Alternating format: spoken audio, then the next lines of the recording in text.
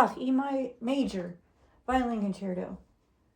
First movement, from the beginning to letter A, the end of measure 14. 1, 2, ready, go.